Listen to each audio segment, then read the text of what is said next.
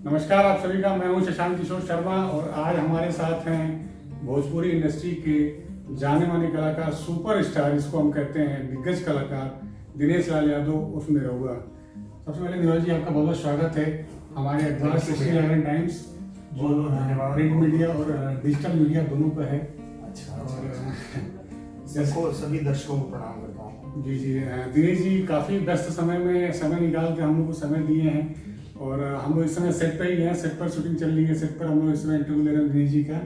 और दिनेश जी, अच्छा एक चीज़ है कि दिनेश जी, मैं एक चीज़ जानना चाहता हूँ कि सबसे पहले कि जो इतने 42 साल की उम्र में और इतना यंग चेहरा और इतने खुशमिजाज चेहरा देखने को मिलता है, जो दर्शकों को मतलब क्या मतलब ऐसा क्या कुछ बताएंगे इसके बारे में जरा थोड़ा? मुझे लगता है कि उसका एक ही कारण है कि मैं किसी बात की चिंता फिक्र नहीं करता हूँ। जी जी, इस बात में भरोसा रखता हूँ कि भगवान ने सबके लिए लिखा है, सबके लिए किया है।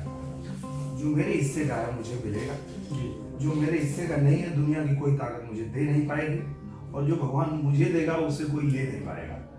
तो मैं किसी बात को लेके कभी टेंशन में रहता ही नहीं। तो मुझे लगता है कि अगर ये बात कोई भी व्यक्ति अपने जीवन में डाले कि वो किसी कोई तरक्की देख के उसको परेशानी ना हो, कोई एक लड़का या हीरो उससे आपसे अच्छा करने लगा तो उससे अगर आपको तकलीफ ना हो तो आप मस्त रहेंगे। और अगर इस टेंशन में रहेंगे, अरे बाप रे ये आ गया अब क्या होगा, अरे ये भी आ गया अब क्या होगा, तो ऐसा आदमी फिर बूढ़ा हो जाता है। दिनेश जी, एक चीज मैं और जानना चाहता हूँ कि आप 50 से ज्यादा फिल्में कर चुके हैं, 100 फिल्में आप ज्यादा कर चुके हैं। माफी चाहूंगा, शायद मेरा रिकॉर्ड थोड़ा गड़बड़ है, लेकिन आप तो वही हो गई थी 2014 में कर लिए जब हमने वो बनाया था निरहुआ हिंदुस्तानी। जी जी, तो वो थी हमारी 50वीं फिल्म। अच्छा, उस टाइम 50 फिल्म थी, 50वीं थी। जी जी जी। तो अभी 100 फिल्म कर लिए हैं, कि आगे का क्या मतलब कि अभी मतलब लगता है आपको कि नहीं हो गया है, मतलब अब इससे ज्यादा नहीं, अब कटेट हो गया, अब कुछ नया ट्राई करते हैं, या इस तरह का कुछ आपको लगता है कि? मेरे को एक ही भूख है कि मैं जीवन भर जी सिर्फ और सिर्फ फिल्म करते रहूं, ऐसे ही काम करते रहूं। ऐसी कोई फिल्म जिसको आपकी ख्वाहिश हो कि ये फिल्म शायद मुझे मिलनी चाहिए थी, या अगर मैं इस फिल्म को करता तो मैं एक ख्वाहिश हो ऐसी, कुछ आपको लगता हो इस तरह का? मुझे एक सब्जेक्ट के लिए बहुत मेरे दिल में है कि वो जब भी मुझे अगर मौका मिल जाएगा तो मैं करूँगा। मेरे ही जिले के वीर अब्दुल हमीद है, जी जी, जिन्हें परमवीर चक्र मिला था, तो उनके जीवन पे मुझे फिल्म करने की बड़ी इच्छा है, बड़ी लालसा है। जी जी, और मैं उनके घर गया भी था, तब वो उनकी जो धर्मपत्नी थी वो जीवित थी, पर अभी तो उनका स्वर्गवास हो जी। तो मेरी बड़ी इच्छा है कि मैं एक फिल्म जो है उनके ऊपर करना चाहता हूँ, उनका किरदार निभाना चाहता हूँ अब्दुल हमीद जी का। अच्छा, अब्दुल हमीद जी का, क्योंकि हमारे गाजीपुर के थे जी, और उन्होंने जो शौर्य, जो साहस, जो बलिदान देश के लिए दिया था, जी, मुझे लगता है कि वो पूरी दुनिया को पता होना चाहिए, पूरी दुनिया को जानना चाहिए कि गाजीपुर में पैदा हुआ एक ऐसा जी, वीर सिपाही जी, जी, जिन्होंने अकेले दम पे जी, जी, दुश्मनों के दांत खट्टे कर दिए थे 7 पैटर्न टैंक तोड़ के, और जो पाकिस्तान ये इच्छा लेके चला था कि वो हिंदुस्तान पे इस टैंक की बदौलत चढ़ाई करके और हमें हरा देगा। जी। और वैसे में जो खतरनाक आपका एक क्या कहते हैं, एक अभी शॉर्ट फिल्म आपकी बहुत जल्दी आपकी शायद रिलीज हुई, हाल ही में रिलीज हुई है, भारत जी। तो मैं चाहूंगा जरा दर्शकों को कुछ बताएं उसके बारे में। भारत जो फिल्म, तो लेकिन दर्शकों ने काफी प्यार तो दिया है वैसे फिल्म को, बहुत ज्यादा प्यार मिला है आपकी इस फिल्म को। और मैंने भी शायद थोड़ा बहुत उसका ट्रेलर मैंने देखा था, 26 जनवरी को मैंने उसका ट्रेलर देखा था। बहुत ही शानदार था, बहुत ही व्यक्तित्व का उसमें, मतलब काफी चीज देखने को मिला उसमें। हाँ, वो हमारे एक डायरेक्टर है मुकेश जी, जी, वो एक दिन आए सेट पे और बोला उन्होंने कि मुझे 4 घंटा दे दीजिए भैया, जी, और मैं चाहता हूँ कि मैं भी डायरेक्टर बन जाऊँ। असिस्ट करते थे, कई फिल्मों में असिस्टेंट के रूप में उन्होंने काम किया था। जी, तो बोले ठीक है, क्या करेंगे आप, 4 घंटे में कौन सी फिल्म बनाएंगे? बोले मुझे एक शॉर्ट मूवी बनानी है, तो बोले कर लीजिए जी। तो इसी सेट पे पहले ही दिन वो आए और उन्होंने किया। उनका कॉन्सेप्ट बड़ा अच्छा था जी, कि ये भारत किसी एक का नहीं है, ये भारत सबका है। बिल्कुल। तो आपस में लड़ के इस भारत की गरिमा को खराब मत करो, जी, सब लोग मिल करके इस देश को बचा लो, इस देश की रक्षा करो, इसको और तरक्की की ओर ले जाओ, आपस में लड़ो मत। यही उनका कॉन्सेप्ट था। अच्छा लगा लोगों को भी बहुत। प्यार दिया। अच्छा दिनेश जी, एक आपके क्या कहते हैं गुरु थे, मुझे याद है विजय लाल यादव जी, जो बिहार के मशहूर गायक थे और आपके गुरु हैं वो, जी। मुझे पता है उसके बारे में। जी। तो मैं चाहूंगा जरा उनके बारे में कुछ, जो आपके गुरु हैं उनके बारे में कुछ जरा आप जानकारी थोड़ा मैं आज कब उनसे जुड़े या कब आपका किस शुरुआत हुई उनसे लगाव हुआ किस सबसे? वो मेरे बड़े भाई हैं। जी जी। तो जुड़ने की तो कोई बात ही नहीं, उनकी गोद में खेला हूँ। बिल्कुल। तो उसके बाद मैंने पढ़ाई के दौरान ही जो स्टारडम देखा मैंने अपने भैया का, विजय लाल यादव जी का, कि वो कहीं गाड़ी से उतरते थे तो लोग उनको देखने के लिए भागते थे, उनको छूने के लिए पागल होते थे। उनके स्टाइल के जैसा वो हाथ में कुछ बांधते थे, अगर वो कुछ अंगूठी उसे वैसा स्टाइल कॉपी करते, उनके फोटो घर में लगा के उनके पूजा वूजा करते थे। इस टाइप का क्रेज था उनका। तो मेरे पहले आदर्श वही है। मुझे ये समझ में आ गया कि मुझे मेरे भैया की तरह बनना है। और फिर मैंने उनसे ये इच्छा जाहिर की, तो बोले ठीक है पढ़ाई पूरा कर लो।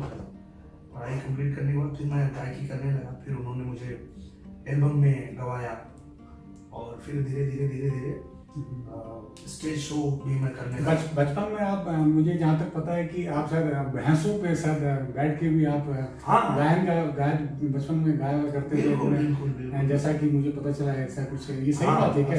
सही बात है, बिल्कुल सही बात है। क्योंकि गाय और भैंस जो हमारे घर पे थी जी, उनको चराने का काम हमारे जिम्मे था। इसलिए क्योंकि बीकॉम करने के बाद भी, बीकॉम पूरा नहीं कर पाए थे, उसके बाद भी चूंकि गायकी में आ गए थे, तो गायकी जब कर रहे थे तो कभी समझिए कि 2 महीने पे 3 महीने पे प्रोग्राम मिल गया, तो बाकी वो 2 महीना घर में बैठे हैं। तो सबको दिखता था कि ये बैठा है, ए तुम लेके जाओगे, भैंस लेके जाओ। तो लेके जाते थे। और खैर उसका भी अपना मजा आनंद अलग है। और उन लोगों को चराने के बाद, उनको धोने के बाद उनके पीठ पे बैठ जाते थे और वहीं से गाते हुए घर पहुंच जाते थे। तो वहीं से एक अलग ही मतलब आनंद मिलता होगा बचपन में, क्योंकि बचपन में तो बहुत सी चीजें, छोटी छोटी चीजें अभी भी आदमी याद करता है तो एक अलग ही मतलब शरीर में अलग ही ऊर्जावान महसूस होता है उस टाइम। एक चीज मैं आपके क्या कहते हैं, एक चीज और मैं कहना चाहूँगा, निजी जिंदगी में थोड़ा एक सवाल नहीं करता हूँ, लेकिन एक चीज मैं आपसे जानना चाहूँगा कि निरहुआ जी के बचपन में मुझे लगता है शायद 19 साल की उम्र में आपके पिताजी का शायद देहांत हो गया था, और वहीं से आपका एक जो एक परिवार पे एक बहुत बड़ा जो एक जिम्मेदारी का जो एक होता है ना, वो मैंने आपके ऊपर देखा कि एक आप वहीं से एक अलग आपको एक आ गया। क्योंकि 19 साल का था और प्रवेश 17 साल के थे, 2 ही साल छोटे हैं मुझसे, और उनकी पढ़ाई अभी चल रही थी। बहन एक बड़ी है, वो भी पढ़ रही थी, तो जिम्मेदारी तो एकाएक आई। तो मैंने पढ़ा था अपनी 10वीं में पढ़ा था एक लाइन कि संपूर्ण गैर जिम्मेदारी से संपूर्ण जिम्मेदारी में कूदना एक बंदर कूद है, और इसमें अगर हाथ पैर टूट जाए तो कोई उसमें वो आश्चर्य की बात नहीं है। ये लाइन मैंने पढ़ी थी, तो मेरे साथ भी वही हुआ कि संपूर्ण गैर जिम्मेदार था, मतलब कोई जिम्मेदारी नहीं लेता था। वही थोड़ा बहुत अगर भैंस घुमा दिया, गाय वाय लेके चला गया, उतना ही, बाकी घर का कोई जिम्मेदारी नहीं उठाता था। और अचानक से पिताजी के देहांत के बाद सारी जिम्मेदारी मेरे साथ, क्योंकि मैं बड़े थे आप परिवार, तो मेरे ऊपर आ गए। तो क्या करें, तो आप 2 भाई थे और 2 भाई थे, 1 बहन थी? मेरी 3 बहनें हैं। 3 बहनें थी। 2 जो बड़ी बहनें हैं, तो उनकी जो माता जी थी वो गुजर गई। तो मेरे पिताजी की जो दूसरी शादी हुई उससे 3 बच्चे हुए, जो मेरी एक बड़ी बहन है, मैं हूँ, और प्रवेश। एक आपकी फिल्म आई थी बॉर्डर, हाँ, और मुझे पता है कि ब्लॉकबस्टर फिल्म थी, और मतलब जिसकी तारीफ मतलब कहा जाए कि बहुत कम है मेरे लिए। और बॉर्डर जबकि उस टाइम बॉलीवुड के सुपरस्टार सलमान खान की फिल्म आई तो उसमें रेस थी जी। और मुझे जो एनालिसिस किया, तो जो मैंने सर्वे किया था, तो उसमें बिहार में और झारखंड में या इन राज्यों में देखा जाए तो आपकी फिल्म को उस फिल्म के मुकाबले काफ़ी ज़्यादा लोगों ने उसको प्रायोरिटी दिया था, और शायद आपकी फिल्म ज़्यादा चली भी थी और ज़्यादा बजट में पैसे भी कमाई थी, अच्छी कमाई हुई थी फिल्म, कलेक्शन भी अच्छा, कमाई तो ज़्यादा नहीं हो सकता। दर्शकों का प्यार आपको मिला था उसमें बहुत ज़्यादा, मैंने एक चीज़ देखा था। उसमें ये होता है कि जैसे किसी भी रीजनल भाषा में, या मराठी में जाइए, गुजराती में जाइए, नेपाली में जाइए, कहीं कोई जो उनकी अपनी भाषा है, जैसे हम लोगों की जो भोजपुरी भाषा है, तो हमारी फिल्म जब लगती है तो उसको लोग प्राथमिकता देते हैं, चाहे मेरी लगे, खेसारी जी की लगे, पवन जी, किसी की भी लगे, तो उसको पहले देखते हैं, और हिंदी की कोई फिल्म आई तो उसको बाद में देखते हैं। तो ये सब भाषाओं के साथ होता है, और ये अपने दर्शकों का जो भोजपुरी के प्रति प्रेम है उसी की देन है कि आज हम लोग इतनी सारी फिल्में बनाते हैं और इतना मतलब 25-25 मिलियन में लोग देखते हैं। तो ये दर्शकों का अपने भाषा के प्रति प्रेम है। ये बहुत अच्छी बात है कि भोजपुरी में एक अपना जो भाषा का जो एक प्रेम होता है ना, वो यूपी, बिहार में और झारखंड में या अन्य राज्यों में अच्छा, अपने लोगों से जब मिलना, जैसे आप मद्रास में चले या चेन्नई में या अदर कहीं भी आप किसी स्टेट में आप चले जाइए, कर्नाटका में चले जाइए, वहाँ में भी अगर अपने लोग मिल जाते हैं तो एक अपना अलग ही एक बाहर भी, फॉरेन में भी ऐसा ही है। ऐसा ही अगर फॉरेन में भी हम लोग कभी शो करने गए या कोई शूटिंग करने गए तो वहाँ भी अपने लोग हैं, और वो लोग जो मिलते हैं तो अपने को भी ऐसा लगता है कि अरे अपने परिवार के लोग मिल गए, उनको भी लगता है कि हमारे घर से कोई बच्चा आया है। बिल्कुल, तो होता है, तो प्रेम तो रहता है। नहीं, बिल्कुल। और ये एक चीज और जानना चाहूंगा कि 2019 में आपने राजनीति में आपने कदम रखा, और भारतीय जनता पार्टी के टिकट से आपने आजमगढ़ से आपने जो हमारे प्रदेश के पूर्व मुख्यमंत्री थे अखिलेश यादव, उनके खिलाफ आप चुनाव लड़े, लेकिन इसमें आपका हार तो नहीं कहेंगे, क्योंकि आप हार कर भी आप जीत गए, क्योंकि बहुत कम अंतर से आ रहे थे, मुझे पता है, और हार कर भी जीते थे आप, क्योंकि दर्शकों ने आपको बहुत प्यार दिया था उस टाइम। तो उसके मतलब चुनाव की कुछ ऐसी चीजें जो आपको अभी भी याद आ रही हो, या उस तरह की, मतलब आपको क्या लगता है कि दोबारा क्या मौका मिले तो क्या दोबारा आप अगले इलेक्शन में आप जरूर जाएंगे आजमगढ़? देखिए क्या है कि मैं अपनी पार्टी का एक सक्रिय कार्यकर्ता हूँ।